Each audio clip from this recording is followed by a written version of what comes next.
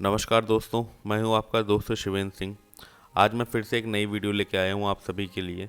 तो आज के इस वीडियो में मैं आपको यूपीपीएससी का फॉर्म भरना सिखाऊंगा कि आप कैसे फॉर्म भर सकते हैं, क्या बारीकियां आपको ध्यान रखना है फॉर्म भरते समय। तो इस वीडियो को पूरा देखिएगा जिससे कि आप समझ पाएंगे यूपीपीएससी के फॉर्म भरते समय आपको क्या किन चीज़ों का ध्यान रखना है। तो चलिए बिना किसी देरी का हम लोग वीडियो शुरू करते हैं और देखते हैं यूपीपीएससी 2022 का फॉर्म हम कैसे भर सकते हैं।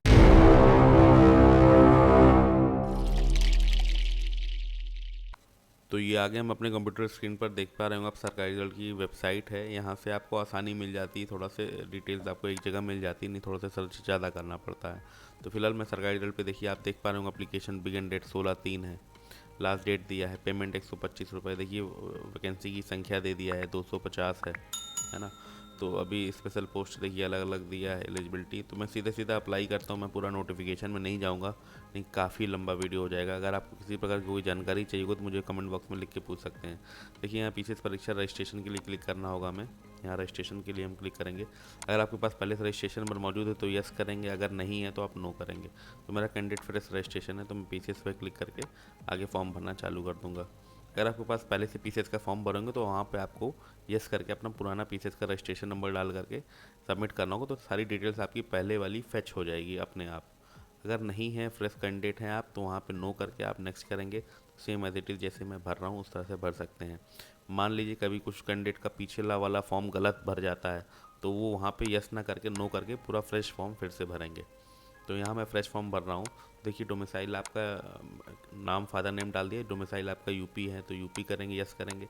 अदर स्टेट है तो नो कर देंगे। फिर डिपेंडेबल फ्रीडम फाइटर नहीं है तो नो करेंगे, एक्स आर्मी नहीं है तो नो करेंगे, हैंडीकैप नहीं है तो नो करेंगे, स्पोर्ट पर्सन नहीं है तो नो करेंगे। अब देखिए यहाँ गवर्नमेंट एम्प्लॉई नहीं है आप स्टेट गवर्नमेंट के तो नहीं करेंगे आप इसको। कभी आपको कमीशन से डिबार किया गया है, नहीं किया गया है। कैटेगरी आपकी जो भी है वो सिलेक्ट कर लेंगे। फिर आपको अपना डेट ऑफ बर्थ डालना होगा, हाई स्कूल के अकॉर्डिंग जो भी आपका डेट ऑफ बर्थ होगा वो आपको डालना पड़ेगा, तो आप संभाल के डाल दीजिएगा। इसके बाद अपना जेंडर सिलेक्ट कर लीजिएगा, जो भी मेल फीमेल आपका जो जेंडर है वो आपको सिलेक्ट करना रहेगा। तो मेरा कैंडिडेट जो है मेल है तो मैं पुरुष सिलेक्ट कर लेता हूँ, ठीक है। आप उसके बाद नेक्स्ट ऑप्शन जो आ जाता है वो है मैरिड अनमैरिड का। तो अगर आप मैरिड हैं तो यस करिए, नहीं अनमैरिड हैं तो नो करिए। फिर यहाँ पे मोबाइल नंबर ईमेल आईडी, यहाँ पे आपको मैं चीज़ें हाइड कर दे रहा हूँ। यहाँ पे आपको ध्यान रखना है कि मोबाइल नंबर ईमेल आईडी बहुत संभाल के भरना है, क्योंकि इसी मोबाइल नंबर मेल आईडी पर भी आपके लिंक जाता है कंफर्मेशन का, और एडमिट कार्ड अगर आता है तो उसका, सारी चीज़ों का। और मान लीजिए आप मेंस का फॉर्म भरते हैं तो उसी मेल आईडी और मोबाइल नंबर जो आप यहाँ डालेंगे उसी मेल आईडी मोबाइल नंबर पे आपको ओटीपी भी जाएगी। तो फिलहाल देखिए मैंने भर दिया है। अब हम आगे हाई स्कूल में बोर्ड सेलेक्ट करेंगे। आपका जो भी स्टेट बोर्ड है, चाहे यूपी बोर्ड है, सीबीएसई बोर्ड है, बोर्ड ऑफ महाराष्ट्र है, या जो भी बोर्ड है आप अपना सिलेक्ट करके देख के भरेंगे। सेम उस तरह इंटर का भी बोर्ड आपको सिलेक्ट करना होगा। तो मेरा दोनों कैंडिडेट का यूपी बोर्ड है। पासिंग ईयर आपको हाई स्कूल का डालना पड़ेगा। इसके बाद आपको हाई स्कूल का रोल नंबर आप बहुत ध्यान से भरिएगा, 2 मिनट समय लेकर के भरिएगा जिससे कि कोई गलती ना होने पाए, क्योंकि इस फॉर्म में करेक्शन नहीं होता है। फिर देखिए ग्रेजुएशन अगर आपका कंप्लीट है तो उसको आपको यस करिए, क्योंकि आप पेयरिंग वाले इसको नहीं डाल सकते हैं। तो मैंने यस करके कैप्चर कोड डाल के वैलिडेट कर दिया। अभी देखिए यहाँ पे प्रीव्यू में फिर से दिखा रहा है। अगर इसमें फॉर्म में कोई गलती है तो आप फिर से अभी करेक्शन कर सकते हैं। एडिट ऑप्शन पे जा करके सब चीज़ सही है तो चेक बॉक्स पे चेक करने के बाद सबमिट एप्लीकेशन कर देंगे। ओके करेंगे तो देखिए नेक्स्ट स्क्रीन आ गई, मेरे पास रजिस्ट्रेशन नंबर जनरेट कर दिया। तो इसको आप प्रिंट करके सेव कर लें। यहाँ पे देखिएगा हर स्टेप पे आपको प्रिंट आउट निकाल के रख लेना है, क्योंकि आप मेंस क्वालिफाई करने के बाद आपको ये सारे डॉक्यूमेंट्स इंटरव्यू में मांगता है। तो फिलहाल पेमेंट के ऑप्शन पे मैं जाता हूँ। पेमेंट ऑप्शन करने के बाद वहाँ पे मैंने नो किया, और यहाँ पे मुझे कुछ अपडेट नहीं करना है। एक्चुअली वहाँ पे मुझे यस करना चाहिए था, फिलहाल मैंने नो कर दिया। वहाँ पे अपडेट करने के लिए होता है, अगर कैटेगरी आपको अपडेट करनी है तो फिलहाल मैंने प्रोसीड टू पेमेंट पे कर देता हूँ। फिक्स डिपॉजिट का देखिए ऑप्शन आ गया है। यहाँ पे net banking, debit card, credit card कई माध्यम से हैं, तो मैं नेट बैंकिंग से पेमेंट करता हूँ। एसबीआई की मेरे पास नेट बैंकिंग है तो मैं आईडी पासवर्ड डाल करके ये लॉगिन करके पेमेंट कर देता हूँ। तो ये ओटीपी आ गई मेरे मोबाइल पर। अब देखिए जैसे ही पेमेंट कर दूँगा तो ये मुझे ट्रांजेक्शन नंबर दे दिया है, तो इसका भी मुझे प्रिंट आउट निकाल के सेव कर लेना है, या आप अपने मेल पे भी रख सकते हैं। आपको जो कन्वीनियंस लगे वो आप कर सकते हैं, नहीं तो आप अपने मोबाइल से अगर भर रहे हैं तो स्क्रीनशॉट ले करके सेव कर सकते हैं। तो प्रोसीड टू पेमेंट आगे नेक्स्ट ऑप्शन पे जाएंगे। तो यहाँ पे देखिए फ़ोटो एंड सिग्नेचर अपलोड करने के लिए मांग रहा है। देखिए फ़ोटो की साइज़ दिया हुआ है, सिग्नेचर की साइज़ दिया हुआ है। तो यहाँ पे फ़ोटो एंड सिग्नेचर दोनों साथ में अटैच होने चाहिए, अलग अलग नहीं रहेंगे। तो आपको एक ही फाइल में फ़ोटो और सिग्नेचर जोड़ लेना है। अगर आपको नहीं पता है कैसे जोड़ना है तो आप मुझे कमेंट बॉक्स में लिख के पूछेंगे, तो मैं प्रॉपर इसके लिए वीडियो बना दूंगा कि आप फ़ोटो कैसे ऐड कर सकते हैं।